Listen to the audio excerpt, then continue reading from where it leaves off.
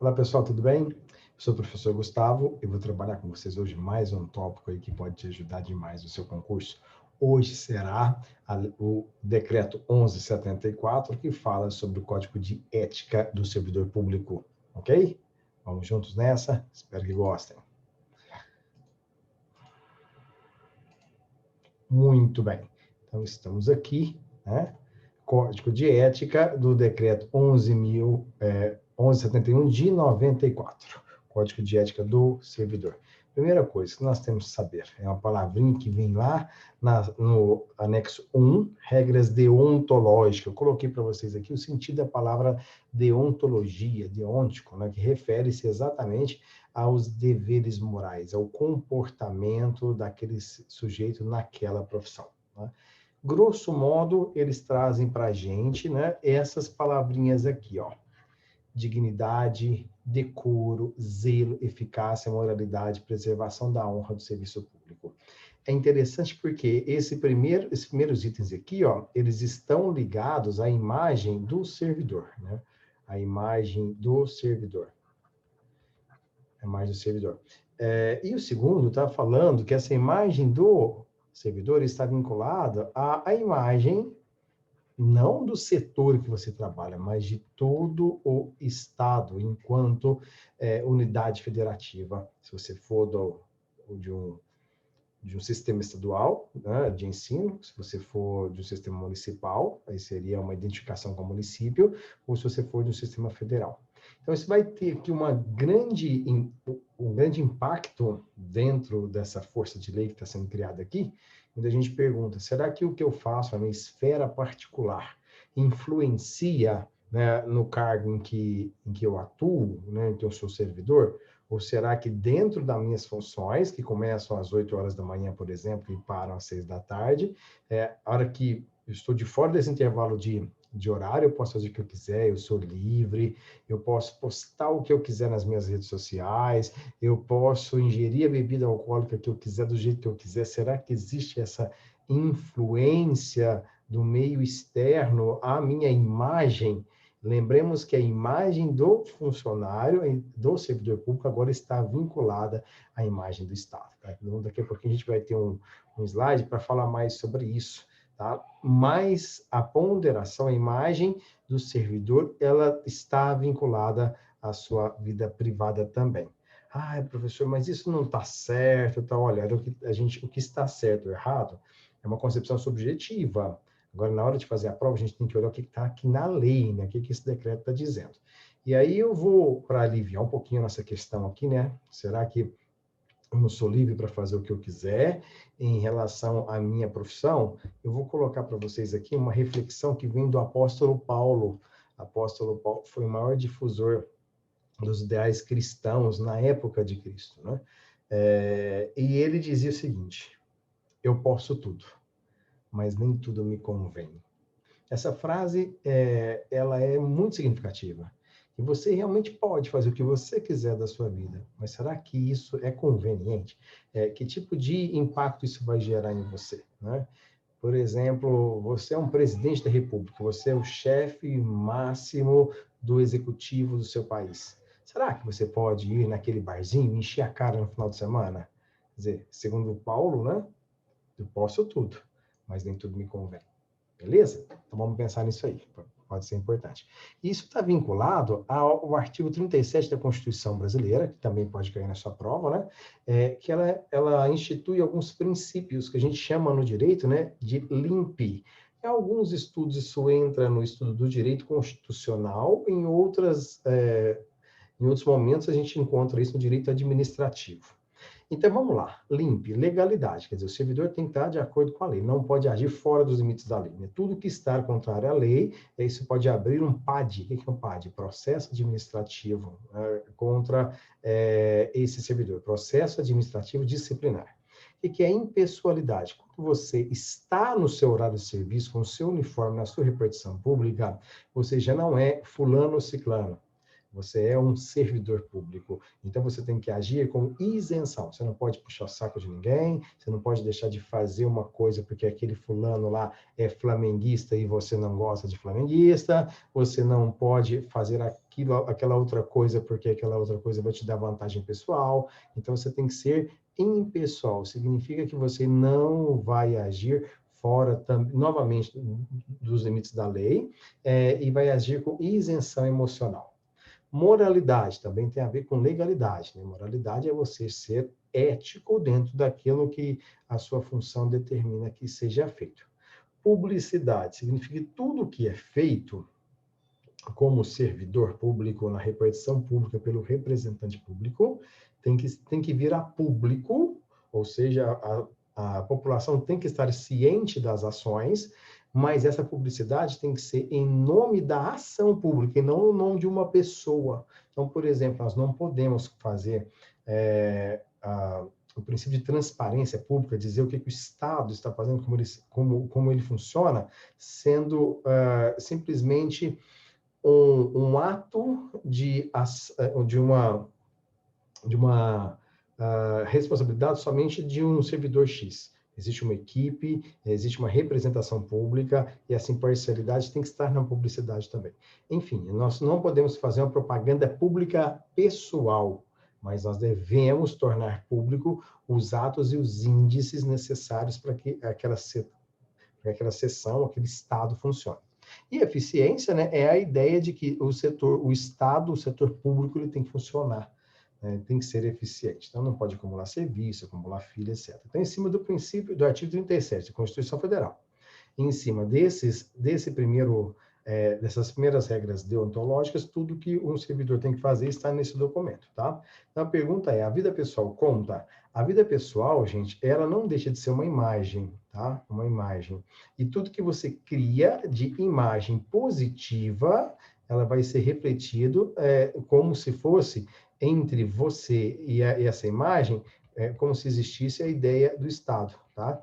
Então, um funcionário que é reservado, um funcionário que tem seus momentos de lazer, um funcionário que bebe socialmente, um funcionário que é equilibrado na sua linguagem, ele vai criar a ideia de que aquele setor da repartição pública também é assim, né? Uma imagem negativa, se o funcionário tem o hábito de beber, se o funcionário fica embriagado constantemente, mesmo em horários que não são do seu momento de estar em trabalho, isso vai criar uma imagem negativa do Estado. Então, tem que ter um pouco mais, né? Como que a gente vai dizer isso aqui? Um pouco mais de reserva, um pouco mais de discrição. Ah, professor, mas isso não acontece na prática. Eu sou funcionário público, eu tenho um chefe que ele bebe, eu nunca vi ele bebendo em horário de serviço, isso seria fora do Código de Ética, né? Abriria até um PAD em relação a ele, né?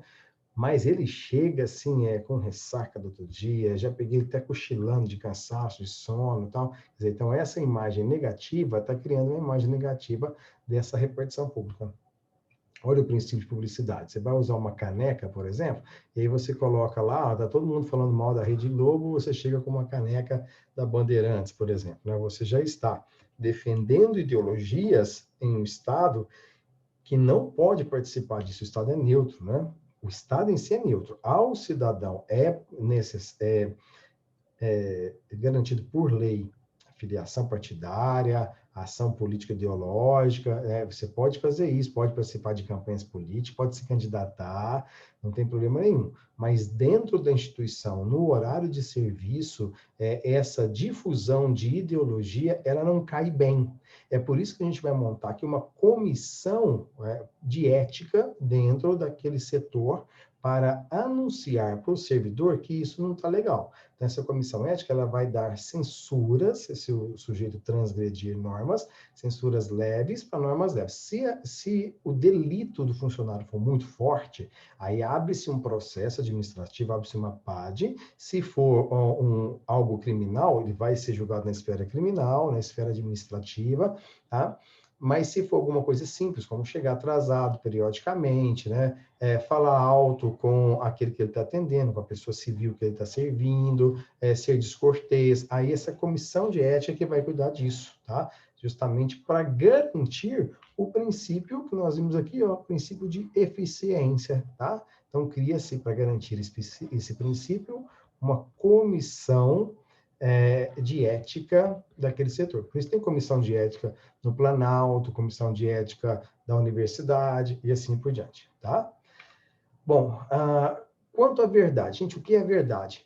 De acordo com essa imagem aqui, ó, verdade é o ato, é o fato em si, tá? Então, aquilo que acontece é verdade. Todas as vezes que nós vamos escutar a versão de alguém sobre o que aconteceu, nós estamos escutando o que é verdadeiro de um determinado lado, e o outro lado também faz uma defesa que também é verdadeira, tá? Então, esse ato verossímil que a gente está vendo aqui, né, de discursar sobre o que é verdade, gera uma diferença de entendimento sobre o que é verdadeiro e o que é verdade. Então, verdade é aquilo que acontece antes da representação.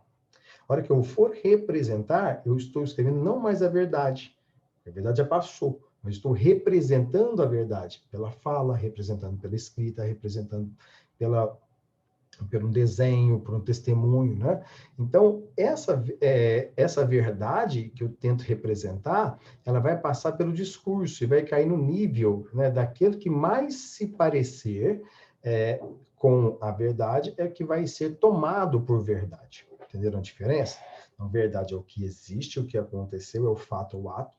Quando alguém vai falar alguma coisa, explicar o que aconteceu, né? Aí estamos no campo da representação. Por isso, acontece um delito. Olha só, caso alguém encontre algo considerado suspeito, o que fazer? Você não vai falar a verdade. Você vai falar o que é verdadeiro. Essa denúncia que você faz parte da questão ética. Você não pode ser, mas não fui eu que participei, o fulano que fez algo errado. Você está sendo conivente, a sua função, de acordo com o Código de Ética do servidor público, é zelar pela verdade. Então, aquilo que se destoa, que ao ser narrado, aquilo que está em desacordo, a ação que não está dentro da norma do servidor público, ela deve ser apurada, deve-se buscar a verdade por meio do verdadeiro através de uma denúncia. Professor, mas aí eu vou ser um sujeito que está denunciando o outro, vai ser ruim ali. Não, vai ser ruim se você não fizer isso. Porque, lembremos, a gente tem que zelar pela eficiência, olha, a Constituição Federal, né? Ok? Pela Constituição Federal, certo? Então, aí se você não zelar pela eficiência, você está descumprindo um preceito constitucional também. Então, para ser um bom funcionário público, o que tem que fazer? Cortesia e prontidão. Por exemplo, quando o ministro Paulo Guedes falou que o servidor público era um parasita, né? Ele esqueceu que ele também é um servidor público. Então, se há algum descompasso entre a função do servidor que ele tem que fazer e aquilo que ele está ou não está fazendo, a comissão de ética vai verificar isso, um processo administrativo pode ser instaurado, o servidor pode ser exonerado, se ele for de cargo comissionado, ou ele pode ser afastado, ele pode ser demitido, existem regras para isso, né? Então, faz parte da questão da educação, da urbanidade, um vocabulário adequado, né? Você não pode, por exemplo, chamar alguém que está na fila, aliás, fila nem deveria acontecer, mas você vai chamar o próximo a ser atendido, você fala, ô, dona, anda rápido, vamos rápido, eu quero atender a senhora. Então, isso não pode acontecer, né? Então, tem que ter, primeira coisa, a educação. Por isso que existe no sistema de serviço, principalmente do federal, vários cursos. Curso de capacitação, curso de treinamento, curso de atualização das leis, isso é muito importante. Para que você atinja, através dessa educação para o exercício da sua função, o princípio da urbanidade, que é tratar a pessoa com atos civilizados, com bastante educação. Isso, né, esse ato de ser proativo, né, de ser prestativo, a gente também vai chamar de presteza. Presteza é você estar se doando naquele momento para que o serviço seja de qualidade, não é? A gente fala, às vezes, tão mal do serviço público, né, e eu vou fazer aqui um elogio, né? O CAISME, que é o Centro de Atendimento à Mulher, aqui da minha cidade, nós precisamos desse setor do serviço público quando minha mulher deu à luz, né, do nosso filho. E foi um lugar que eu fiquei assim de queixo caído. Desde o porteiro, passamos pela secretaria, fomos atendidos rapidamente, todas as pessoas que estavam lá no setor de saúde, muito preocupadas em atender bem, serem cuidadosas. O tratamento que nós recebemos lá foi humanizado. Tanto para minha esposa, que estava com mastite, estava com dor, com dificuldade para amamentar, com dificuldade para entender aquele próprio momento da vida, quanto para o pai, né? Enquanto uma atendia a mãe, eu estava lá aguardando, veio outro funcionário, conversou comigo, perguntou se eu estava precisando de alguma coisa, perguntou se eu sabia lidar com uma mulher parturiente como estava a minha esposa, né?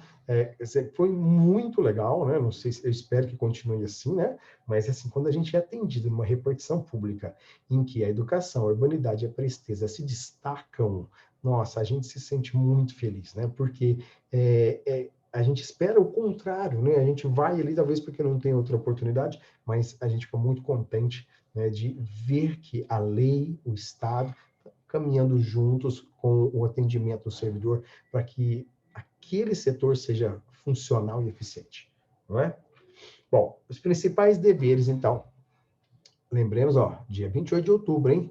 Dia de servidor público. Quando você for aprovado, é um dia de descanso para você, feriado, tá? Então, ó, presteza, eu acabei de falar, celeridade. Ou seja, nada de ficar assim, ai, depois eu faço isso. Não, sabe por quê? Tem pessoas que dependem disso, tem pessoas que dependem daquela certidão que você está expedindo para dar entrada naquele documento que vai ser responsável para comprar a primeira casa e talvez a única para sair do aluguel. Tem pessoas que vão precisar daquele documento para dar entrada no INSS para se aposentarem. Tem pessoas que vão precisar daquele documento para poder entregar na empresa, se você trabalhar na área educacional, você vai expedir o diploma para aquele sujeito, ou o certificado, ele vai poder arrumar o emprego dele de forma mais rápida. Então, é muito importante, não para satisfação daquele cidadão que você está servindo ou atendendo, mas é porque aquilo é muito importante para o contexto em que ele vive. Às vezes ele é o mantenedor daquela família, precisa da sua agilidade. Às vezes é uma coisa que você pode assinar ali e já resolver. Não, à tarde, depois de amanhã vai ficar pronto, né? Então, isso é uma dica aí, né? Que está dentro do Código de Ética. Eficiência, não precisa nem falar isso mais, né? O sistema tem que funcionar. Para funcionar, você precisa passar pela agilidade e pela presteza.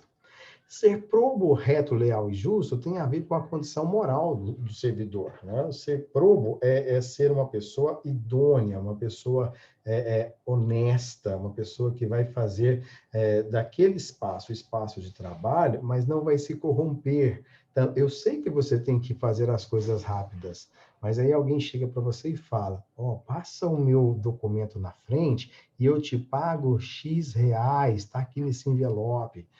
Então, isso é crime, isso é contra o Código de Ética. Mas eu não tenho que ser rápido? Não, você tem que ser rápido, mas sem receber por isso. Né? Quer dizer, tem que ser rápido dentro das normativas e das regras do seu emprego, do seu cargo. Né? Não obstar transações públicas. Então, às vezes, também tem servidor, né? Alguns, óbvio que não todos, né? Que vão se colocar como obstáculo para a realização de determinado processo. Por exemplo, instaurou-se ali um processo administrativo contra um colega seu. E você vai ali subtrair um documento ou evitar que ele seja julgado. O que você está descumprindo aqui lá da Constituição Federal? O princípio da impessoalidade. Você está sendo muito pessoal. Você está atrapalhando o julgamento, o andamento do processo, né? Então, você está obstando a transação pública. Isso é fora do Código de Ética. Então, você vai ser chamado pela Comissão de Ética, e talvez até, se for também diagnosticado que você é parte envolvida, você vai ser arrolado num processo administrativo aí, tá? Gentileza e urbanidade eu já falei o que é, gentileza eu acho que cabe em qualquer lugar, né? Quando você encontra uma pessoa gentil, né, que se coloca no lugar do outro, a gente chama isso de empatia, né? E eu estou colocando essas palavras aqui porque elas estão no Código de Ética e cuidado, eles vão usar às vezes sinônimos, às vezes não vão usar nenhuma palavra que está aqui, mas vai usar uma como empatia que eu acabei de colocar. E de repente você tem que saber então esse universo de vocabulário, tá? Não ser preconceituoso, por exemplo, eu vou atender aquela pessoa que está limpa, de calça, camisa, tal, primeiro, né? E vou deixar por último aquela pessoa que tem semelhança de alguém que trabalha no campo, que vem às vezes de chapéu, né, com a pele ressecada. Isso é preconceito, né? O servidor público tem que lembrar que o nosso Estado, ele é laico, ele não vai deixar de atender ninguém em razão de religiosidade, ele é um Estado da inclusão, então todo mundo que nasce é considerado cidadão, independente da cor, da raça, independente do credo. Nosso Estado é signatário dos direitos humanos, que é a lei lá de 1948, né? Então, assim que acaba a Segunda Guerra Mundial, nasce a Declaração Universal dos Direitos Humanos, e o Brasil, ele é signatário disso, né? Então, a gente tem que recompor o que se fez aqui no país por anos de colonização, não é isso? Compete a nós. Respeitarei a hierarquia, e opa, esse respeito, ele é respeito, não é submissão. Quando você diagnosticar que está havendo um descompasso dessa linha, ou que o seu superior está pedindo para que você faça funções que não são da área administrativa que você trabalha, há um desvio de função, ou se você percebe que essa ação não está sendo ética, aí você tem que voltar e fazer aquela busca da verdade, fazendo a denúncia para a comissão de ética. Tá? Então, não é porque ele é superior que ele pode pedir qualquer coisa. Ele pode pedir tudo o que está dentro do universo da lei e do cargo para o qual você foi concursado, você foi aprovado. Certo? Zeloso consigo, com a sua imagem, como eu já falei, e com o patrimônio público. Você não pode usar o patrimônio público em causa própria, né? Você não pode usar xerox das suas coisas pessoais naquela repartição. Você não pode pegar um clipe daquela repartição. É óbvio que se todo mundo for usar aquilo que é público ali, né?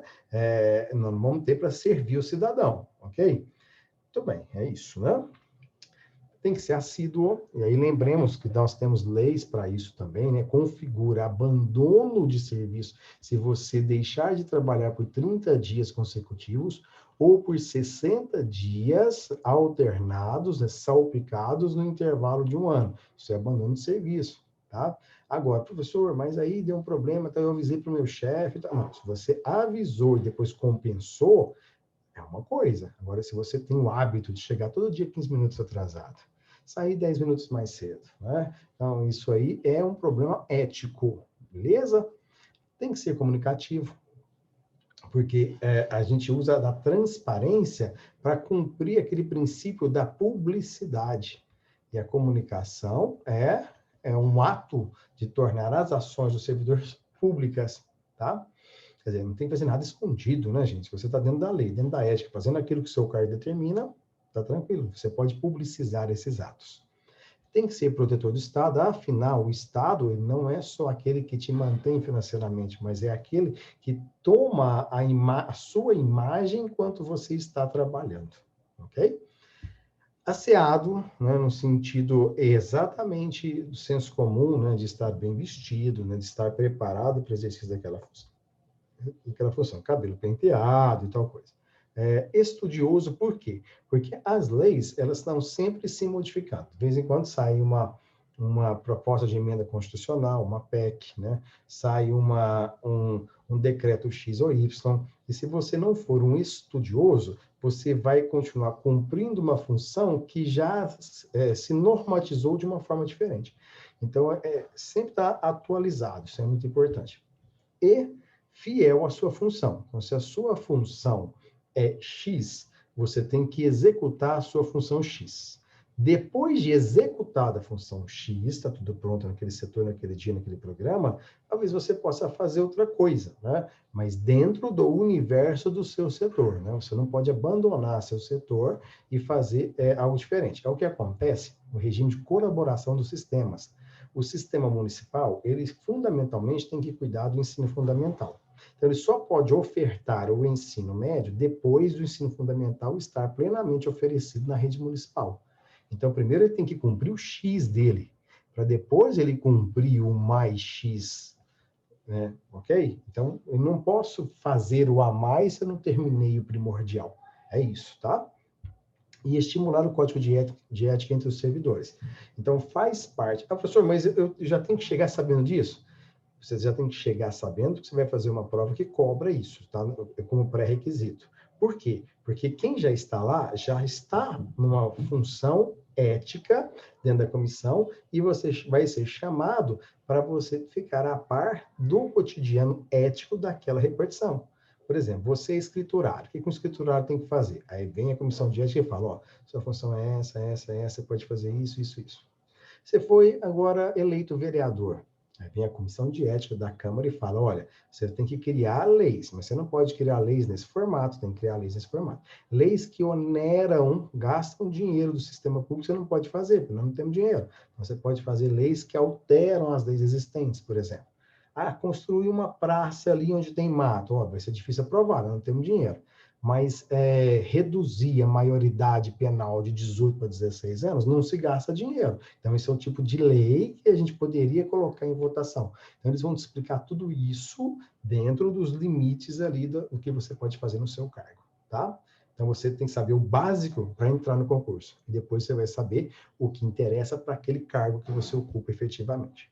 Certíssimo? O que você não pode fazer? Basicamente, né? Não pode fazer é fugir da linha da ética, da linha da moral, da linha do que a gente chama de função primária do servidor público. Então, olha só, usar de seu poder, de suas atribuições para se beneficiar. Por que não pode? Professor, é lógico que não pode, mas eu não sei explicar. Aí, por causa do princípio da publicidade.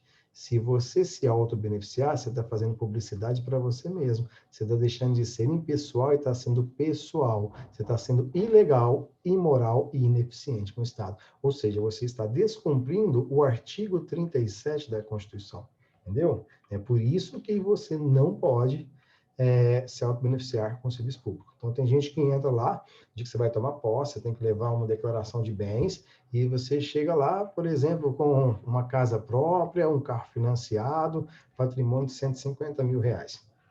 Aí, depois de 3 anos, você tem um patrimônio, né, de 3 milhões e 150 mil reais. Cara, não tem como. Se você ganha um salário de 4 mil em 2 anos, você vai ter aí 8.800 reais. Como que 8.800 reais vai se transformar em 3 milhões? Então, você se beneficiou de alguma forma. Isso é improbidade administrativa, tem que tomar cuidado com isso, hein? Ó, prejudicar a reputação dos outros, ser conivente com o erro, isso aqui eu já falei, né? Tem que buscar sempre a verdade. Se você está omitindo, subvertendo a verdade, você vai ser condicionado ao PAD, Processo Administrativo Disciplinar. Então, não pode ser conivente com o erro.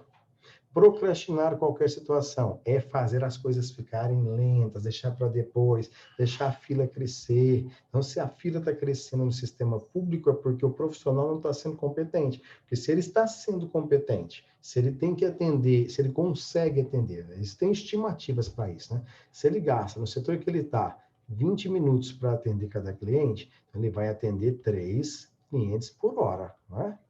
3 clientes por hora. Se ele trabalha aí 6 horas por dia, são 18 clientes, tá? Então, se ele está atendendo 18 clientes por dia e está formando fila, nós precisamos de mais servidor, não é culpa dele.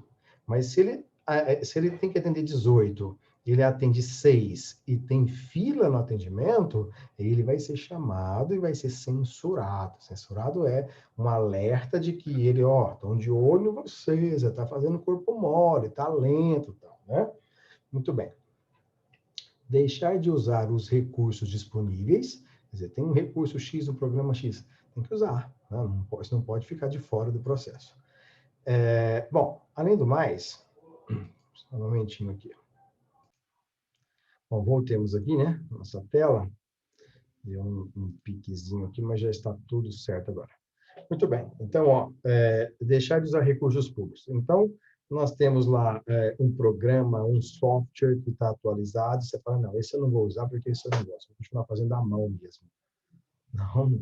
Não pode, se for instalado, né, um software para agora fazer a gestão daquele setor, você tem que usar aquele software. Você pode fazer uma reclamação para as autoridades competentes que ele tem que mudar em tal lugar, que ele está lento nisso, que não está bom assim, mas não pode deixar de usar, né? Eles têm que respeitar a hierarquia, né, a lei. Ó, permitir que subjetividades atrapalhem o exercício da função. O que eu te falei, seu amigo está sendo investigado, né? Aí você vai lá e interrompe, atrapalha, obsta o processo e tal. Você está sendo subjetivo, isso não pode acontecer. Você pode lamentar pelo amigo, pode continuar sendo amigo dele, você pode dizer, ó, estou torcendo por você, mas se ele falar, faz isso por mim, não, olha, isso eu não posso fazer. Infelizmente, está contra o código de ética e eu posso ser responsabilizado. Vamos ter mais um problema em relação a isso, tá? Alterar ou ocultar documentos da mesma forma, não pode, tem que viver na linha ética. Enganar, iludir, desviar outro servidor da sua função. Então, vamos imaginar, né, que eu sou um servidor público, eu conheço vários outros servidores, e você precisa de ir à delegacia para poder verificar se há alguma forma de não perder a carteira. Você passou lá dos 20 pontos, foi multado, e você vira para mim e fala, Gustavo, vai lá, você conhece muita gente, me ajuda. Não, amigo, não posso, eu vou perder meu emprego. E você tem que ir lá explicar. E eu não posso fazer isso, porque se eu fizer isso, eu estou me desviando de minha função. A minha função é educador, né, técnico educacional, eu estou fazendo outra coisa usando do meu poder de servidor público, isso não posso fazer, tá? Usar do poder para se autobeneficiar, tem muita gente aqui, já ouviu falar do crime de carteirada, aquela velha frase, você sabe com quem você está falando, eu sou o superintendente, chefe supervisor do setor X, não sei o quê. Isso não pode acontecer. Felizmente acontece, né? Bom, das comissões de ética. As comissões são formações por 3 servidores ou mais, né? Geralmente 3 a 5, que vão se encarregar de estudar o comportamento ético para aquela função e vão ter que tornar isso difuso, né? Isso vai ter que ser propagado para aqueles servidores. Então, o que eles vão fazer? Eles vão orientar o servidor. A comissão de ética não é para punir, é para orientar, vai dizer, olha, isso você não pode fazer. Então, se você tiver dúvida, será que eu posso fazer isso? A quem você vai perguntar? Você pode perguntar para o seu colega de repartição, você pode perguntar para o seu superior, ou você pode perguntar direto para aqueles que fazem parte da comissão de ética. Então, eles vão te dar respostas e encaminhamentos para que você faça aquilo que não vai ferir a regra, o Estado, a sua imagem, o cidadão, os outros cidadãos e etc. Tá? Eles vão fazer o quê? O alerta. E quando eles perceberem que você está transgredindo, mesmo sabendo, eles vão aplicar uma pena de censura, se o seu delito for leve. Se o seu delito for um pouco mais complexo, aí vai ser instalado um processo administrativo disciplinar. Beleza? Então, o que é a pena de censura? É reservada para as infrações de menor potencial ofensivo. Chegou atrasado, né? Está tirando xerox com o maquinário público, né? Está vindo trabalhar despenteado, com aparência de que não dormiu à noite toda segunda-feira chega meio embriagada de ressaca, alguma coisa assim, né? Então, mas o serviço está indo, está fazendo. Então, você vai ser alertado e vai ser censurado, né? Se precisar, aí aplica-se o PAD. Conversando com a minha esposa sobre essa lei, né? Ela fez para nós o resumo do resumo do resumo. Ela falou assim, Gustavo, minha esposa é advogada e psicóloga, né? Ela disse assim, Gustavo, o código de ética é muito simples. Você tem que ter honestidade e bom senso. Honestidade, para quê? Para que você não seja corrompido quando alguém chegar para você e te oferecer benefícios. E bom senso, olha, isso aqui não fica bem fazer, então não vou fazer. Isso aqui está dentro da lei, está dentro da ética. Apesar de eu não concordar, está dentro da lei, está dentro da ética, é assim que tem que ser feito. A norma está dizendo que é assim. Tudo bem, então isso eu posso fazer. Ok? É isso, moçada. Ó, honestidade e bom senso. Ok. Bom concurso, boa prova.